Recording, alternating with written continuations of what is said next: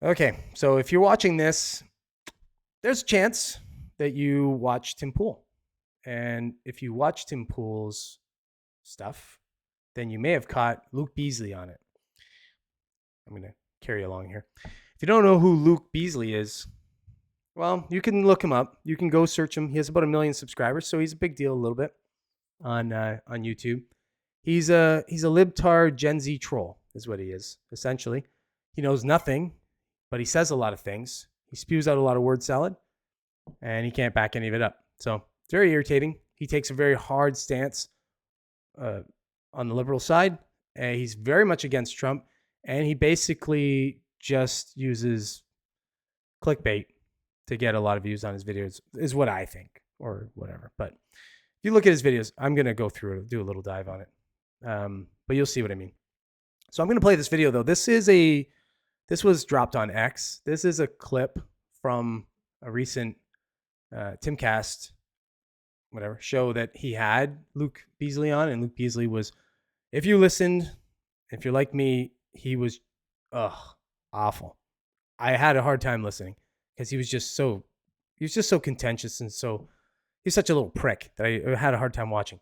So it was nice to see this. And when I heard this, it comes differently now seeing it on a clip because I was listening to it, but I'll play it for you.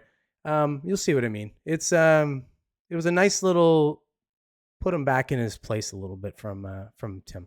So here we go. You have? No, right? No, stop. You don't know anything about these January 6 cases. You don't know why these people are in jail. You don't know that a man is in Brooklyn right now for 3 years without charge or trial. And when Donald Trump says these people have been held for too long, you say, no, Trump is wrong. Keep them locked up. That's fucking fascist. Dude, you've been sitting here with no knowledge of the specifics of some of these cases. There is a man in Brooklyn right now, I'm going to say it again, no charges whatsoever brought. He's been in jail for 3 fucking years. For you to sit there and say it is good that he remains locked up is fascism. That is saying the hierarchical system of the courts and the government is just, and the process is all that matters. And I am saying perhaps 3 years is enough. Yeah. Because I actually have moral logic and an understanding of these cases. Hence, my position on January 6th has always been the people who have attacked police must go to prison.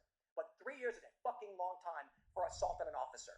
We have seen people on the far left, notably when they were firebombing shit all across Minnesota, 33 people murdered. And how many criminal charges did we get for this? When they firebombed a police station and forced the police to evacuate. On May 29th, 2020, when thousands of far leftists firebombed the White House grounds and set fire to St. John's Church and injured 100 police officers, how many fucking people went to prison for 3 years? How many of them who never showed up on that day are in prison for 20 years? Exactly. Enrique Tarrio wasn't even in D.C. on January 6th. And 20 you are years. saying that man 22.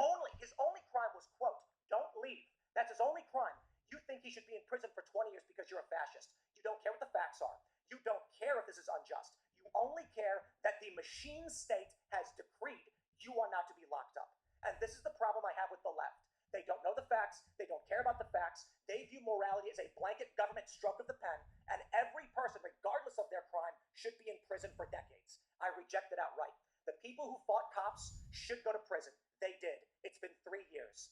But when you've got people who are on misdemeanor charges for having walked into a building at 4 p.m. after the riot, and I know some of these people, they walked into a building for 2 minutes and walked out, and they got 18 months for that. I don't see you defending the innocent people who walked onto a public building after a riot had been completed. You don't know, you don't care. You've taken a tribal position, and people are suffering because of it.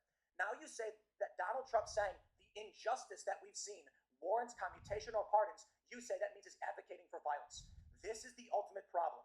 Then you cite a press release from Maryland saying that the right's more violent. There is a distinction between a white supremacist as a right-wing group and a run-of-the-mill Christian conservative who showed up on that day not to protest. Let's talk about Brandon Strzok. He never went in the building. He was on the other side of the building. There was a permanent protest. He walked up the stairs and he was yelling. They put this guy in prison.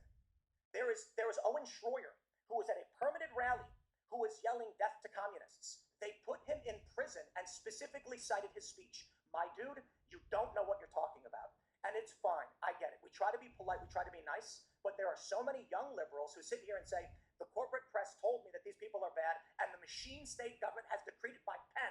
So I don't care what crime they committed. I don't care what the jury said. I don't care who was on the jury. Enrique Tarrio, who was not there, should be in prison for 2 decades. Tell me this now. Why is Enrique Tarrio in prison? Yeah, so they uncovered with him his plot to overthrow What plot? Enrique Torres, yeah, and his organization. What plot? Who's they? Give me some prosecutors. Give me some fucking data. Stop squinting at me and saying the prosecutors did a thing. You didn't know. You didn't read it. You didn't read the court papers. All you know is the fascist machine state told you he should be in prison, and you're saying yes to them. Wow. A lot to unpack there. Yeah. One thing I'll give this little prick some kudos on, is that he actually shut up for a little while there and listened. But his response is just, of course, it's just stupid. It's just a bunch of talking points. I think they all learn from the same, they drink from the same trough as each other. Basically, they learn from the same thing that Kamala Harris learned from. You just don't say anything. You just put a bunch of words together, word soup, and pass it off and hope nobody notices that you made no sense whatsoever. And you had nothing, nothing to back up what you said. Now, I will say this. I don't know. I'd like to see solid evidence. I don't know where we'd find it or where you'd get the trustworthy evidence to show that there are anybody now, almost 4 years later, that haven't been charged and are still sitting in prison. I don't know if that's true or not. I tend to take the word of people that are credible and that maybe they found this evidence, but I'd like to see this evidence out. I'd be more inclined to believe that there aren't any that haven't been charged in prison, but there are people that are awaiting trial and nonsense charges for sure. 3 years plus for, what they call assault on an officer, people pushing past police officers and such, people that were just there getting 18 months. It's nonsense. I think anybody kind of knows this is nonsense. And the reason why it's nonsense is because it's just not, it's not the same. It's not rules for you and rules for me are the same, right? They just chose to make, an example out of these people. So, but to get back to this dumpster fire, Luke Beasley, if you go, I'm going to show you. You go to his channel. This is irritating, but I'm going to show you. So here's his YouTube channel. So I'm going to scroll through here. We'll start at the top. The Luke Beasley Show. The Luke Beasley Show. So he's got his own little show. Sadly, it's got a few more subscribers than I do. Just a couple. So that's sad, but hey, whatever. It is what it is. But look at this. So this is what I'm talking about, trolling or clickbaiting. Oh, here we go. So here's one of the videos from that where he's talking about his time on Tim Pool. This is the title. Trump supporter makes me cry, shake, and ends my career. Read all the titles to this idiot's videos. They're all like that. Trump disturbs the world on Christmas. Did you miss this? Joe Rogan on here. Watch guests go nuts as Joe Rogan goes there. Scary. MAGA bro threatens my life. Here's my response.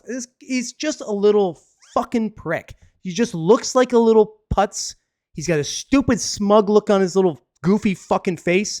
He's just the kind of idiot you just want to just fucking smash him. I hate this fucking kid. I hated him when I watched or when I listened to it. All his little smug remarks. His little smug face when I see him now. I fucking hate this guy. So bad. Such a dumpster fire. I hate the people that we reward this garbage. This idiot little prick knows nothing. Yet he's got a fucking channel with over 1 million subscribers. What am I doing wrong? I'm not under any idea that my show here is great or anything. But really? His is okay. Let's do quick math here. His is like 3,000 times better than mine. No, it's not. I'm wrong. 3,000? Is that right? 3,000? Yeah. Well, 2,500 times better than my show. Really? Okay. So there's that. Let's look at Timcast. Let's see what they have to say about it.